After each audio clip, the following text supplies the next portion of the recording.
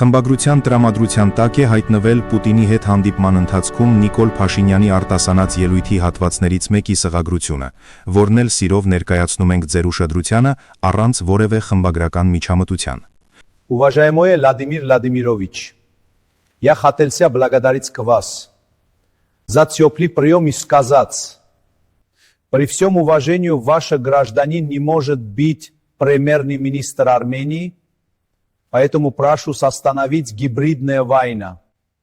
И еще от инстанции хочу, но почему в вашем аэропорте меня называют Давачан?